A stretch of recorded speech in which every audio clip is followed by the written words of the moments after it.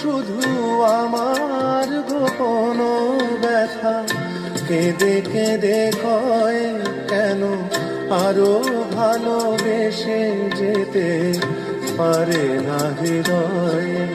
আমি এত যে তোমায় ভালোবেসেছি।